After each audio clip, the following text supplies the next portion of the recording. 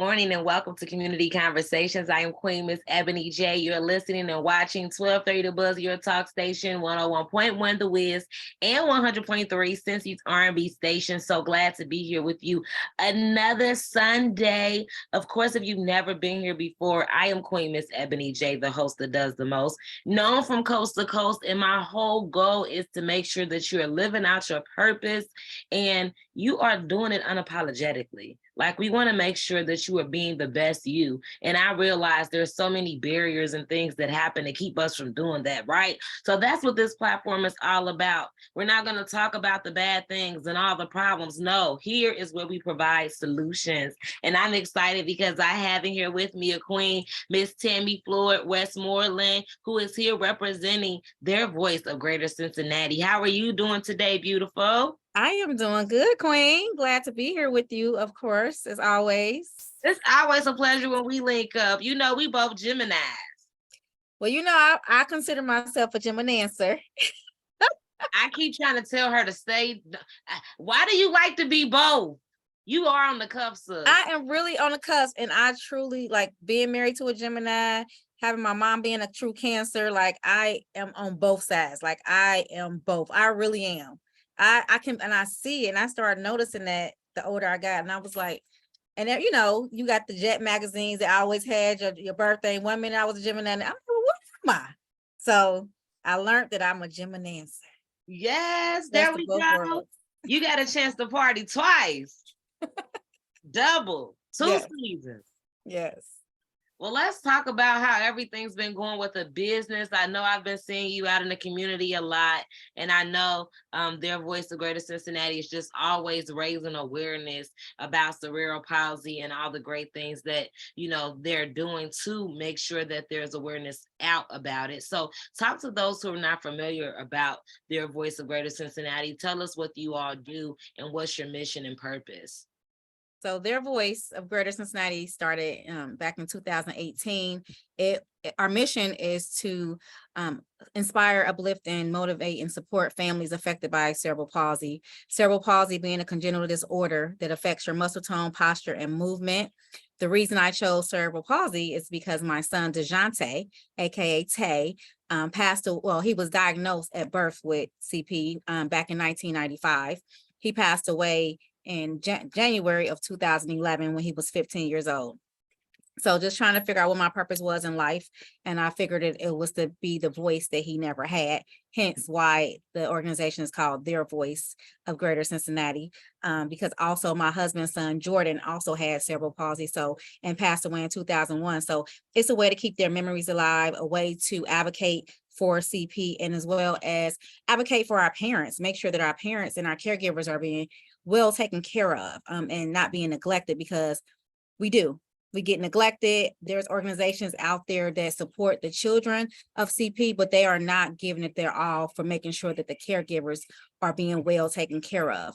So with that being said, we implemented a respite care program a couple of years ago where we've been blessed to receive grants from Cincinnati Children's and the United Way, Black Empowerment Works, and BI3 to be able to pour back into the family. So we have nurses and aides who goes into the home to be able to give the caregivers at least 10 hours a week of time for self, to take a shower, to have a hot cup of coffee, to take a walk, to just to sit on their porch if they want to, or take a nap. Whatever they want to do, they have those hours provided for them free of charge through Their Voice of Greater Cincinnati. So caregiver can be a lot, and it can be hard on the family, on the person, on everyone. And Their Voice of Greater Cincinnati now is the liaison between the parent and the caregiver to make sure that both parties are, really making sure that you get that break you need, right? Yes, definitely. Talk about the difference that has made so far in families. Oh my Lord. Oh, like I said, a lot of our families are just grateful because it's things that we take for granted. Just to jump in the shower real quick, like I'm like, oh my God, I have a call at 3, and was able to just jump in the shower without worrying about making sure that my child with this medical diagnosis is well taken care of, that they're not going to choke and almost aspirate while I'm taking a shower, or they're not up crying and yelling the whole time while I'm trying to relax and take a shower. So we're providing them that time for self, just to be able to be like, wow, I can do this and I'm okay. I had a mom, her son just had surgery, and she was just thankful that our respite provider was willing to come to the hospital so she can go home just to shower. And she like, I have this option. And I'm like, yes, ma'am, you do. And so just hearing their, you can hear in their voice how happy you see them when I talk to them and see them face to face, and how happy they are just to have that opportunity and that option to just do those things without having to be fearful of my child, or if they're being taken care of because I want to just wash up real quick or brush my teeth. So it's definitely changing. It's actually, you know, we talk about mental health, so it's giving them back that mental health, right? Where they are able to be loving again, to care for their child, because you don't want to be tired and stressed and frustrated trying to pour into your child. Like, we all know that you can't pour from an empty cup. So that's what we're doing. We're pouring back into our caregivers and our moms and our dads so that they can continuously pour back into their children. So it's definitely giving them a life, a sense of self again, like who they once were before they were this mom or this grandma or this caregiver to their child with special needs. How long have you all been around? So this is going on our 6th year. So since 2018. And I tell people, you know, I wear my heart on my sleeve when it comes to this, because I was that caregiver. I was that parent who got neglected, who didn't know that I was depressed or stressed out, because all I knew was to be a mom to my son and make sure that he was getting what he needed to get taken care of. And I know you understand, Ebony, and your mom understand. I see you and your sister. So you guys are amazing at just keeping her active and doing things like taking her to Topgolf. Those are things that we are even trying to do more so with our parents. We want our kids to be included. So we started last year to have like a cookout so that some of the moms and dads can get to know each other, get to know the children. So when we all come together, we can plan different activities and they won't feel left out. Yeah. Talk about cerebral palsy for those who are not familiar with it. Because you know, everybody has different disorders, but I think they need to understand like the severity of when your kid has severity, you know, cerebral palsy. There's only so much you as a parent can do because there's so many limitations, so many things that could happen, like you said, from leaving the room. So talk about that. So with cerebral palsy, there's definitely different severities and levels of it. With my son, he wasn't able to walk and talk. And he actually ended up having seizures the moment he came out. He came out not breathing. They brought him back with an ejection to his heart, and he went into seizures immediately. My husband's son, I know that at birth, he ended up needing to get a trach immediately after birth. DeJounte never had one, but it's a lot of kids who have trachs who can't breathe on their own, who's on ventilators. My son eventually got a feeding tube because he just wouldn't keep food down. So at the age of 5, he had to go underneath surgery and get a feeding tube in his belly so that he can continuously be able to eat and get nutrition inside of him, which was hard for me. So just imagine all the surgeries that a lot of the kids may go through, that some experience and some don't. And that's another thing that I have a support group that I host every Wednesday for a lot of our moms. And some of the things we share, some stories are similar and everybody understands, and others are different, but we're all getting on this call and just sharing the resources. Like how you said, there's so many limitations and you have to learn how to correctly use the verbiage. So therefore your child won't get denied services. So learning the correct verbiage is even like, oh my God, on top of me having a child that I didn't even expect this was going to happen to, with this disability that no one really talks about. So I have to understand this disability on top of understanding that there's possibilities that I won't get care. My child won't get the wheelchair that he needs. My child won't get the equipment that they need because my doctor, or because of the social worker, or because we didn't correctly verbalize it right, because the system is going to deny us. Yes. And that's what happens so many times to us. That's what happens so many times and still happening to a lot of my families. One family just told me she got 2 kids, one with CP and one without. Her daughter without CP got approved for Medicaid, but her other daughter with CP did not. who has all the medical issues and all that needs the surgeries, need to go to the doctors 3 or 4 times a week, need to go to the therapy and get there. Like, huh? Right. Make that make sense. So these are the fights that we fight every single day. And this is what, we're trying to do and advocate. Like moms calling me because some of them just didn't know how to utilize their voice. So me helping them to just stay calm and educate them, because one thing that I did learn when my son was living, I had one of the best doctors at Cincinnati Children's, and he always advocated for us and always listened to me as the mom, because he said, you're with your child more than I am. So I'm going to listen to what you have to say. And there's doctors and nurses out there that's not doing that to some of my families. And it's frustrating, on top of everything else that you're dealing with.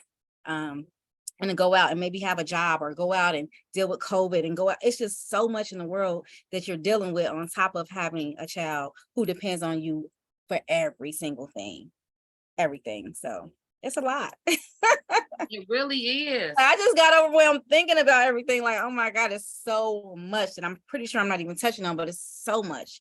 It's so much.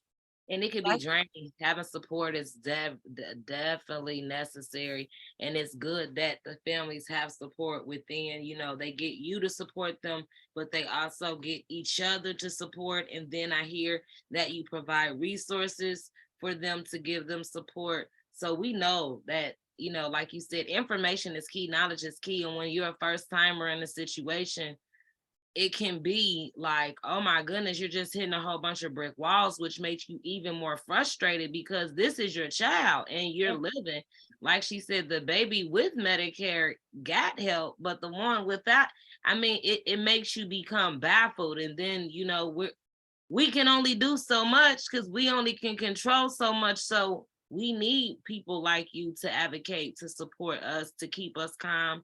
And shoot, to send help. You send help now. Right. When mamas get tired and grandmas need, just the nap, and daddy just need a moment. You're there to be that voice, and that's so appreciative in this time. Thank you. Yeah, it's like so now we also do this was our 3rd year. Yeah, our 3rd year we did a pamper mom at the Woodhouse Day Spa. A lot of my parents don't pamper themselves. Ebony, I see you, and I'm shouting you out and giving you kudos and claps, because now you're taking time for self. Like I saw the other day, you laid there, you said you were in the house and some parents don't do that. They don't even have that as an option. So us providing them with this one day of pamper at the Woodhouse Day Spa to just be pampered, get a massage, get your feet done. They don't even do that. The lady we just took a couple weeks ago, she said, I've never had my feet done. She said, this feels so good. I want to try to do this more. This is amazing. Thank you. And we treat them to lunch afterwards, because at the end of the day, like I try to talk to my parents and educate them again. You got to get back to self.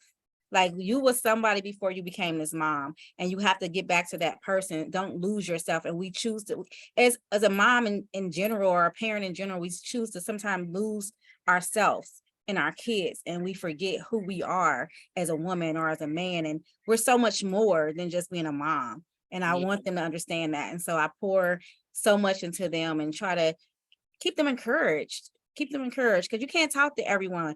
I couldn't sit there and talk to my other friends, or even my mom for that matter, a lot of times, about my feelings and emotions when it came to being a mom with a child with a special need or an extra need.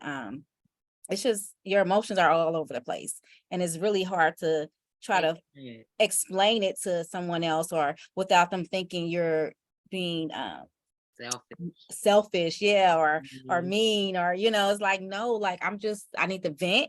Let me vent. Sometimes I just don't want to do it. Guess what they say? Get somebody else to do it today. Get somebody else to. I don't want to do it. I didn't have some. It ain't fair days. It ain't fair, and a lot of our moms go through that. And one thing we talk about is grief.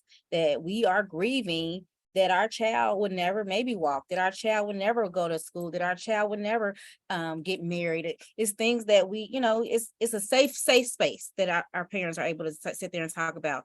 I think about it all the time. My daughter never got to meet her brothers.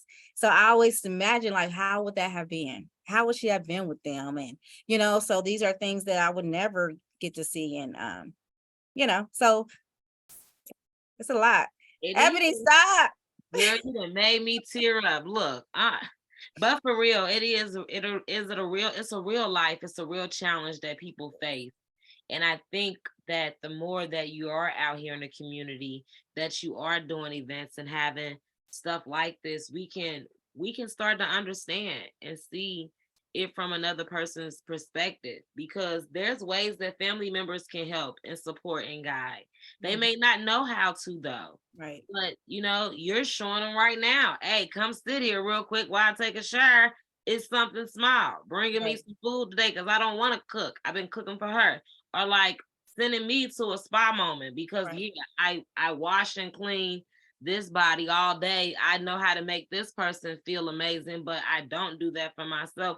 Those things are essential and real things and challenges that people deal with, which, like you said, circle backs around to what? Mental health, which a lot of us right now in our African American community are suffering with. Because we've been doing it for so long. Trying to be strong. Right. And that's the thing. And the rate is high when it comes to a child with disability, because they're higher to get abused and neglected, because mental health plays a huge part. You can't be completely sane, all the time. Sometimes when you by yourself and it's just you going and you taking care of this, it's a lot, man. It's so much. And that's what I want people to understand. It's like, I've been doing this for 6 years, and I, as the CEO, executive director, whatever, I don't get paid to do this.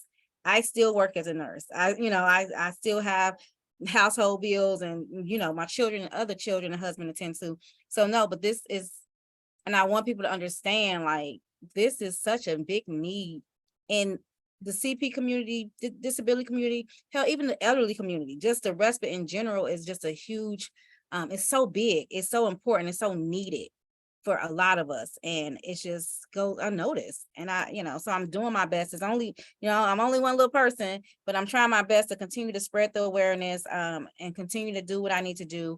Last year at our fundraiser, you can go on our website now and see, it was a mom who made a video. She was unable to come, and she shared what their Voice of Greater Cincinnati and what the respite program has done for her.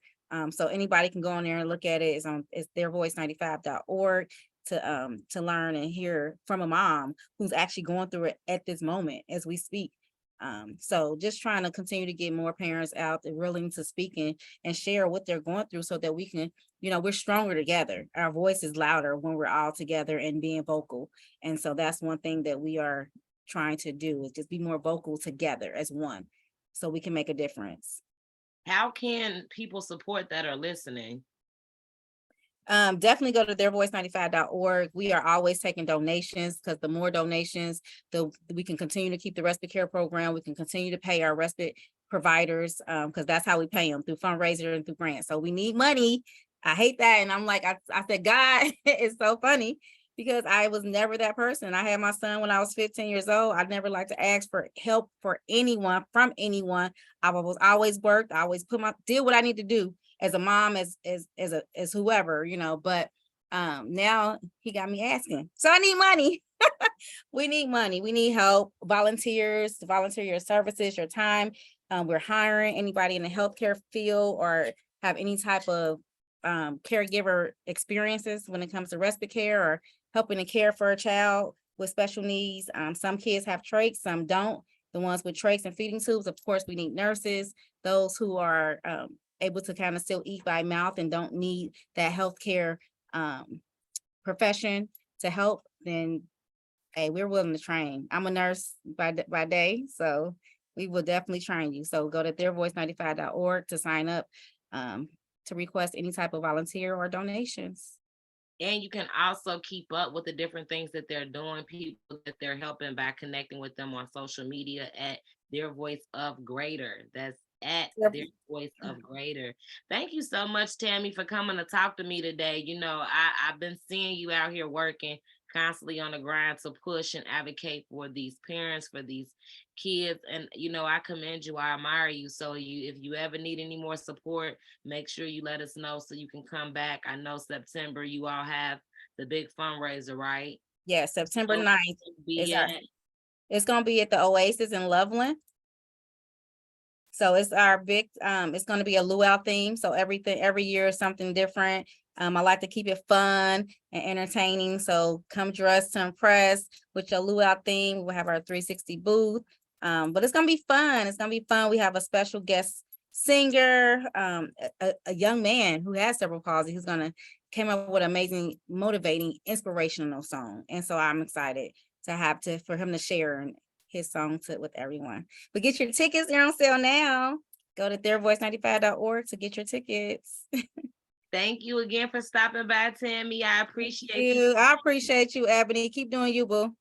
Thank you. This is Community Conversations on 1230 The Buzz, your talk station, 101.1 The Wiz and 100.3 Cincy's R&B station. If you would like to be a guest on Community Conversations, all you got to do is slide in my DMs.